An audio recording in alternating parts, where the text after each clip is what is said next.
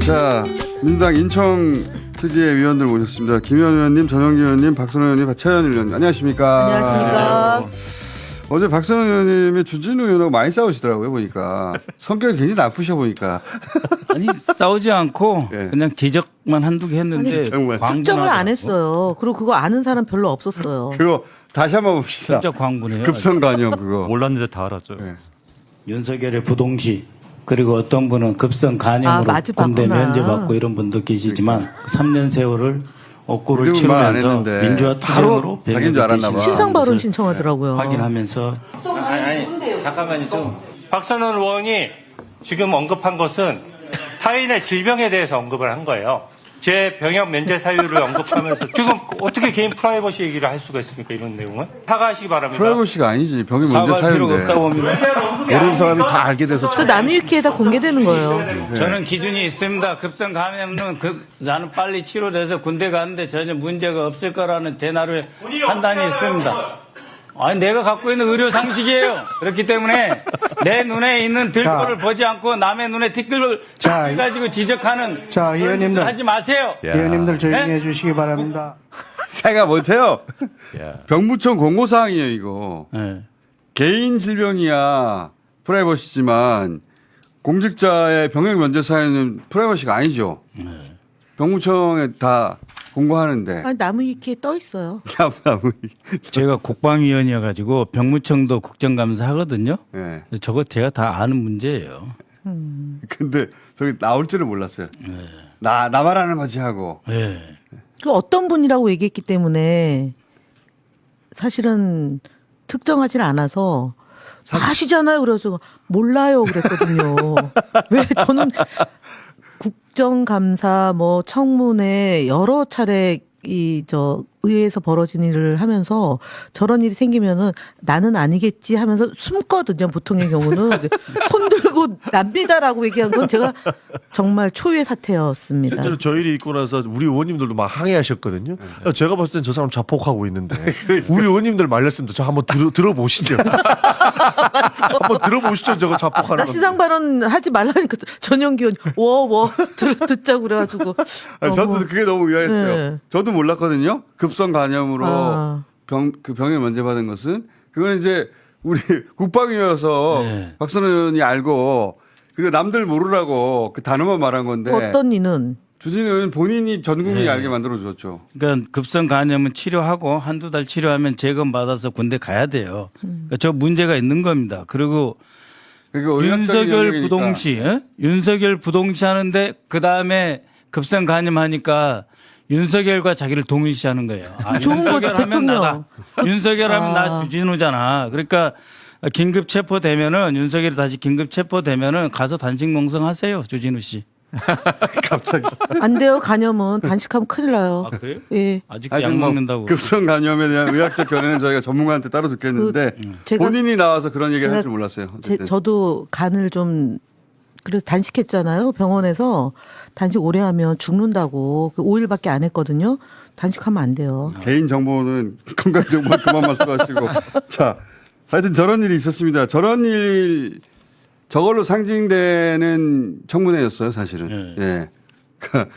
그 김민석 총리 후보자 검증한다고 해놓고 예. 주진우 청문회. 네, 주진우 의원이 주로 이렇게 공박을 혹시 당하는. 그 최상병 특검으로 출석 요구를 받고 있는 거 아닐까요? 그래서 지금 저렇게 난리를 쳐서 쉴드 쳐가지고 나는 정치적 탄압받는다 해서 최상병 특검에 피의자로 불려가지 않기 위한 사전 정지 작업 아닐까요? 실제로 라고 의문을 제기합니다. 제대로 끌킨 것 같더라고요. 본인이 저렇게까지 나와가지고 난데라고 이야기할 필요가 전혀 없는데 그랬어요. 실제 저희 의원님들도 거의 모르셨어요. 몇 명만 저도 알고 몰랐어요. 있었는데. 네, 갑자기 다 알게 됐습니다. 전 국민이 그 사유를 알게 본인 스스로 주진우 청문회를 만들었다. 예. 자 그리고 우리 차현일 의원님이 자료를 많이 준비하셨더라고요. 예, 예. 네.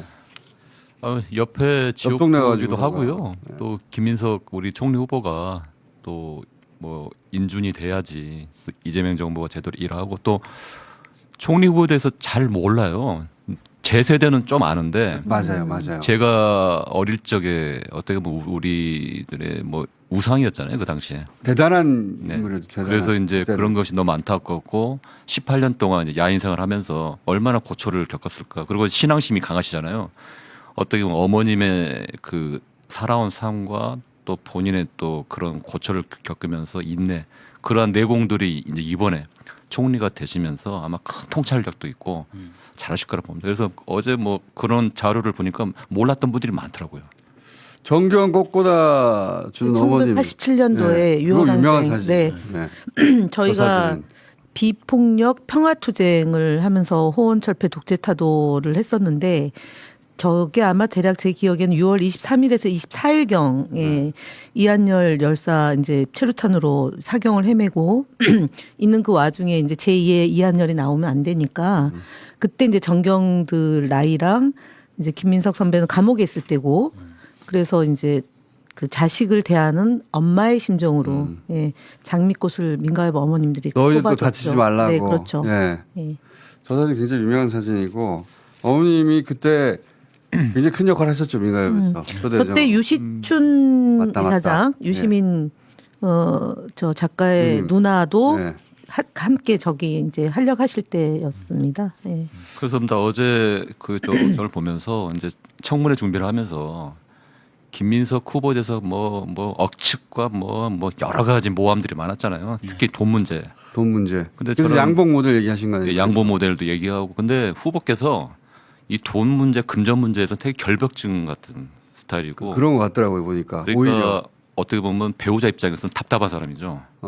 집도 없고 맞아. 있으면 다 기부하고 그런데 이번에 이제 금전 문제 같은 거 생기니까 모델료가 2억이었답니까 근데? 그 당시 2억이요. 신사복 광고. 야, 그걸 그건- 다 기부를 했어요. 결핵 뭐 결시가동. 부인이 굉장히 싫어하죠 그러면. 네.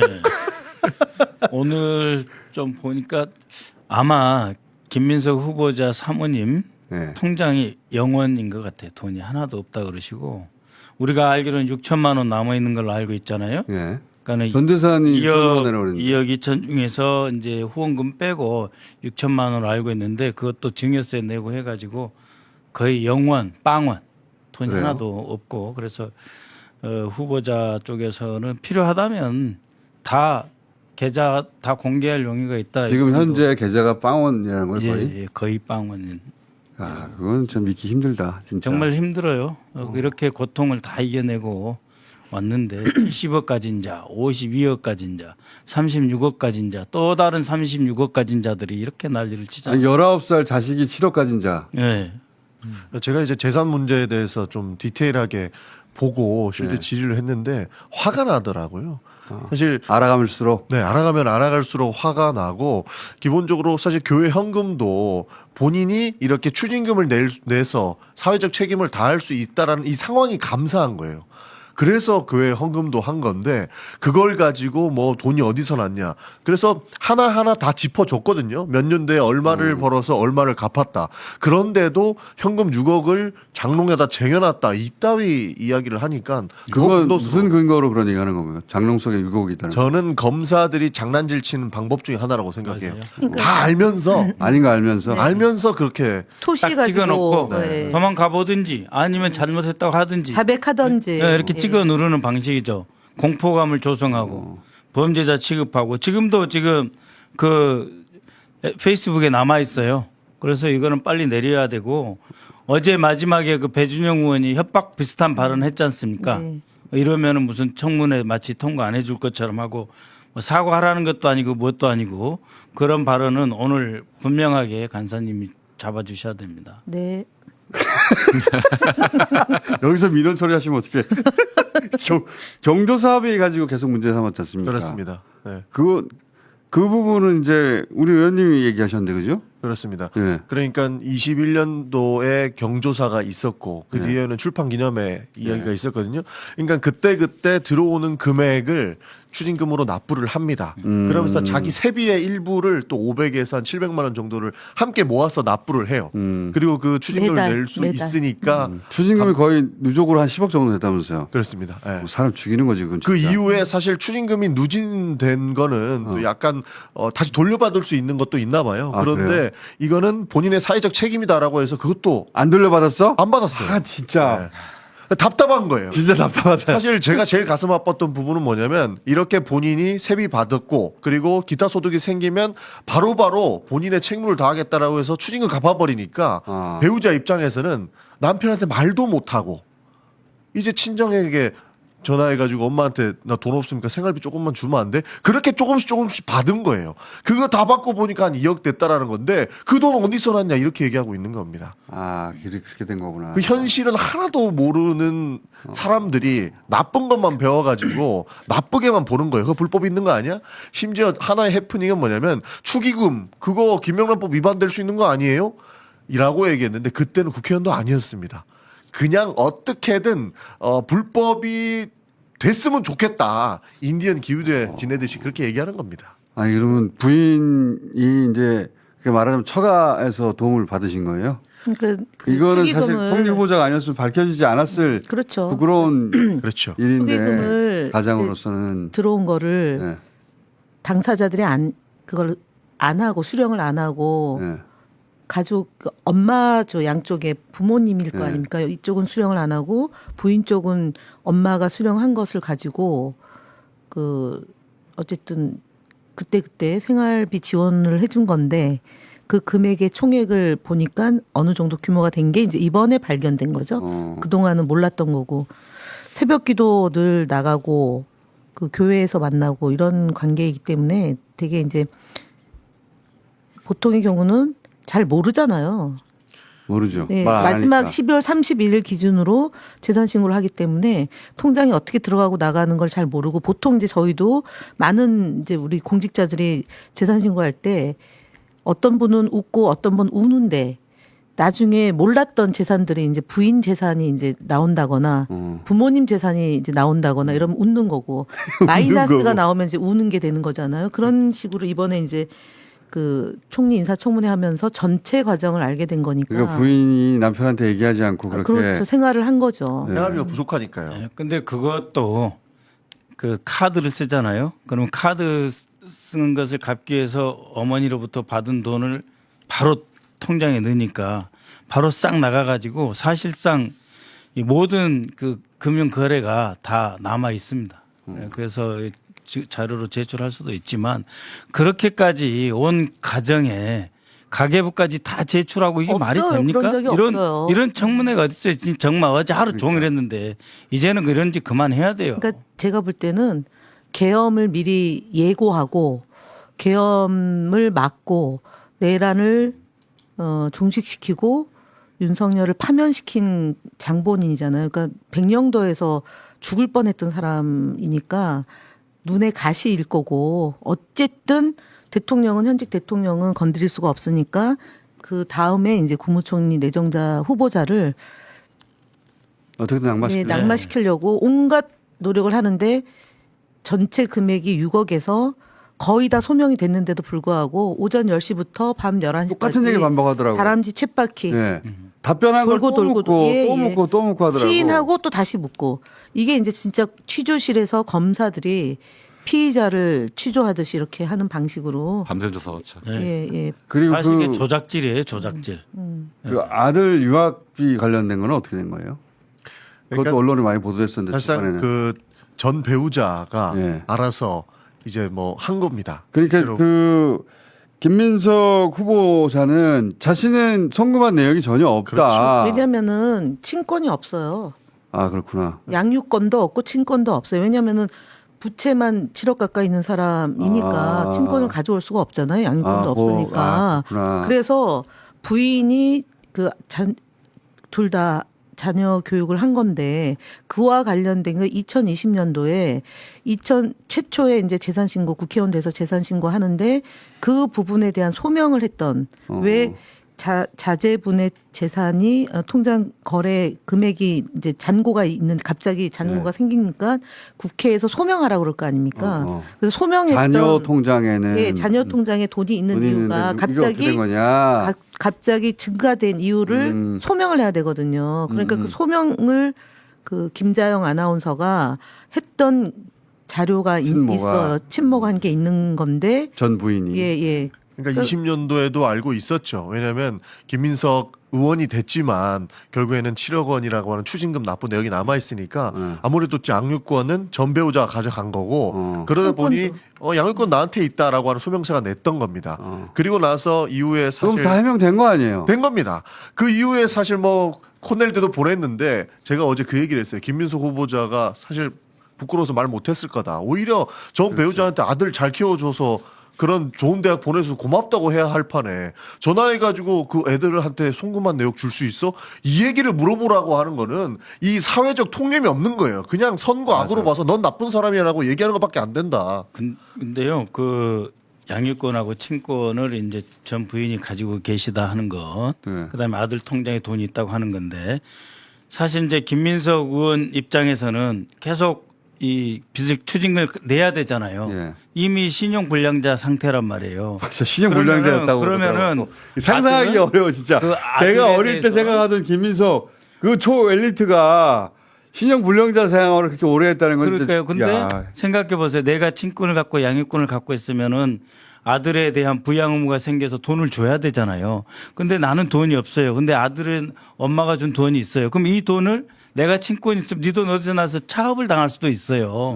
그렇기 때문에 이 그 아버지 입장에서 얼마나 마음이 아팠겠어요. 그렇기 때문에 아들하고 아버지와 관계가 나쁘다든지 또 뭐 전 배우자님하고 관계가 정리돼서 관계가 나쁘다 이런 게 아니에요. 그러니까 혹시 오해를 사실까봐 그래서 일시적으로 귀국해서 네, 그런 게 아니다. 그 선거 운동을 하기 위해서 아버지 주소에 집 주소에 잠시 이제 와서 선거 운동 20년도에 선거 운동하고 그럼 관계가 24년도에 이제 또 선거 운동 그 딸은 20년도에 선거 운동을 하고 아들은 이제 성인이 됐기 때문에 선거 운동을 할 수 있는 나이가 돼서 지난해 선거 운동을 하는 비단이와 희단입니다.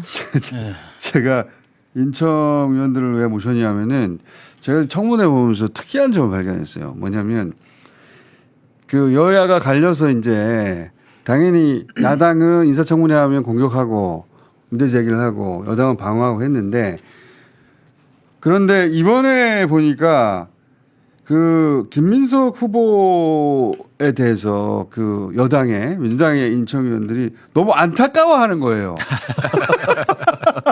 안타깝죠.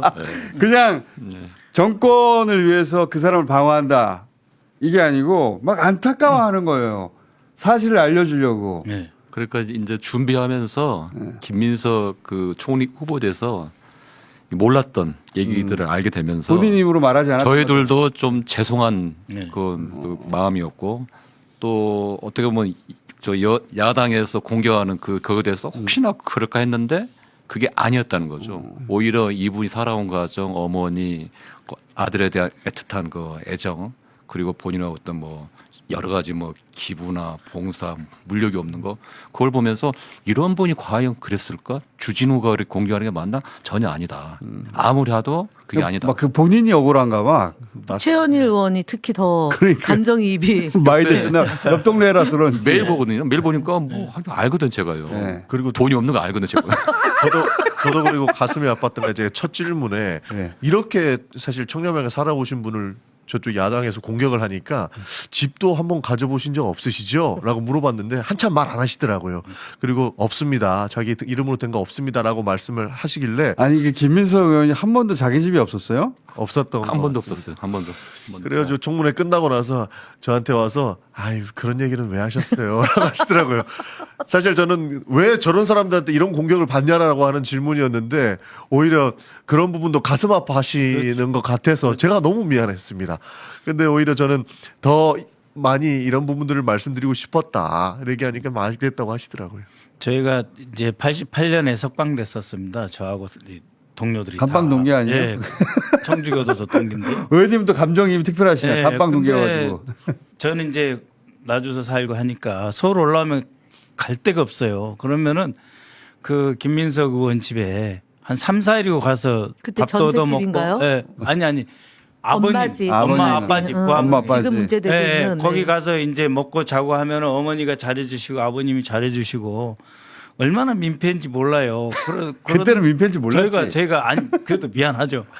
근데 이렇게 그 서울시장 선거 이후 그다음에 그 정몽준 단일화 이후로 이렇게 고통을 많이 받아가지고 고통 진짜 많이 받았어요. 정말 미안하더라고요.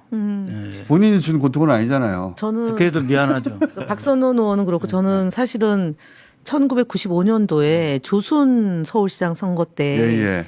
그때 이제 당이 새정치 국민회의가 만들어지고 민주당이 잔류민주당이라고 해서 YS 민주당. 입사 동기 아닙니까? 입사 아 동기. 제가 선배죠. 그런가요? 아 저는 이해찬하고 이해찬 의원하고 입사 동기고요. 이해찬 전 대표하고 입사 동기. 김민석 선배는 민주당, 저는 평민당. 그러니까 네. 약간 길이 다르잖아요. 근데 김민석 선배가 그쪽 당으로 안 가고 잔류민주당으로 안 가고 김대중 정당으로 이렇게 와서 맞다. 조순 서울시장을 당선시키는데 그때 케미가 누구냐면 이해찬, 김민석 케미예요. 그리고 2002년도 서울시장 나왔을 땐 제가 부대변인 하면서 현장을 수행하고 아 인연이 또 깊으시구나 예, 진짜. 그래서 30년 됐는데 이제 정몽준하고 단일화 네. 하기 위해서 정몽준으로 가고 저는 노무현 대통령 수행하고 다녔던 네. 거거든요. 그때 이제 결별이죠. 곁에 결별이죠. 그때 그거만 안 했으면은 이분이 그렇죠. 지난 2004년도에 그렇게 수모 대선 후보 한 번은 됐죠. 그 20년 사이에. 예, 그렇죠. 예, 그러니까 그럴 정도의 커리어였는데. 2004년도에 그런 일을 안 당할 수도 있었다고 보여지는데 예. 그러니까 본인이 얘기했잖아. 버려졌다 자기는. 버려져서 남 탓할 당시에- 수도 없어요. 예, 그러니까 본인의 선택이었으니까. 왜냐면은 중앙당에서 영수증을 제출하지 않아서 생긴 문제니까. 아니 그러니까 제 말은 버려진 게 2002년부터 아니에요. 네, 그렇죠. 본인 예. 스스로가 버림을 당한 거니까. 그러니까 본인의 선택 예, 때문이었으니까. 그래서 2008년도에 저희가 다시 통합하면서 그 당하고 이제 열린민주당하고 통합하면서 전당대회를 하잖아요. 그때 정세균 대표가 당선이 되고 안희정, 송영길, 김민석, 김진표, 박주선 이렇게 5인 최고위원이 최고위원으로 돼서 돌아오죠. 돼서 의원은 아니고. 봉화에 가서 노무현 대통령한테 지도부가 인사차 들렀을 때 그때 그러니까 그때 노무현 대통령이 김민석 최고에게 당시에 야권 통합을 위해서 단일화를 위해서 노력해 줘서 내가 대통령이 될 수 있었다. 고맙다라고 얘기하면서 그때 김민석 최고를 사실은 감싸준 풀어준 거죠. 거예요. 감싸준 네. 거죠. 노무현 그래서 대통령이. 그때 만약 그게 없었으면 또한 오늘의 김민석 선배가 되기 노무현 대통령이 어렵지 그때 풀어준 않았냐. 거죠. 네, 풀어줬어요. 예, 사람들이 너는 노무현을 배신한 거야 했는데 철새 도래지 해가지고 김민세라는 이름이 그때 예, 그때 얼마나 엄청 했고 그다음에 안희정 최고위원은 그때 당시에 대의원들이 뽑아줬으니까 그 정치자금 등을 포함한 것도 이제 면죄부를 준 거다. 열심히 하자 이렇게 해서 그때 됐죠. 저도 그 세대라 그거 다 생생하게 기억합니다. 그래서 그 철새라는 말이 그때 네.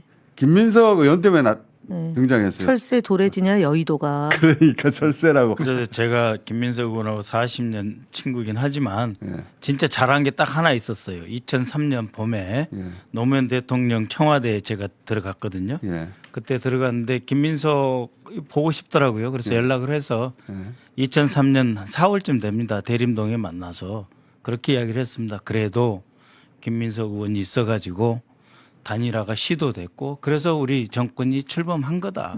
정말 고맙게 생각한다라고 말씀드렸는데 아주 어두컴컴한 대림동 다방이었어요. 김민석 의원님 집 근처였는데 그때 내가 위로해 준 게 거의 참 그 근데 친구를 진짜 위해서 이 해준 동기들이 게 정말 끈끈합니다. 아니 정태호 그래가지고 의원도 동기잖아요. 그래서 청문회를 보면 제가 이거 좀 남다른 청문회다. 좀 이 사람 남달라요. 네. 이 사람들이 좀 더 감정이입을 하고 이 일을 하고 있네. 네. 그런 생각이 들어서 모셨어요. 근데 그럴 수밖에 없는 과거들이 있는 거네 지금 보니까. 자 전용기 의원은 그 과거를 몰랐지만 네. 네. 실제로 그 내용들을 확인하면서 나는 저렇게 못 산다라고 그렇게 살기 힘들어요. 네. 정말로 가슴 아팠습니다. 그래서 이 이야기를 할 수밖에 없었던 거고 저 사람들을 용서할 수 없었죠.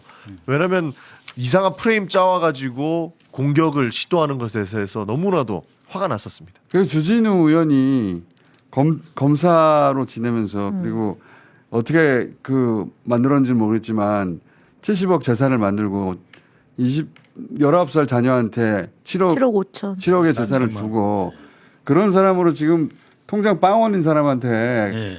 재산 검증을 한다는 게 말이 되나요 이게?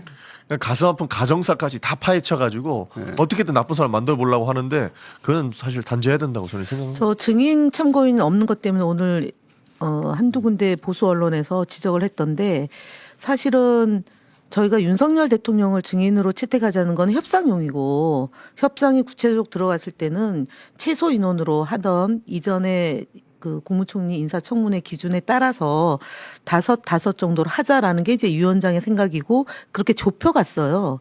근데 갑자기 20일 날 오후 2시에 만났을 때는 그동안 증인으로 채택하자는 사람 명단을 3명을 빼고 4명을 빼고 새로운 사람을 3명을 집어넣자라고 주장을 해서 그렇게 할 수 없다고 해서 최종적으로 결렬이 된 거거든요.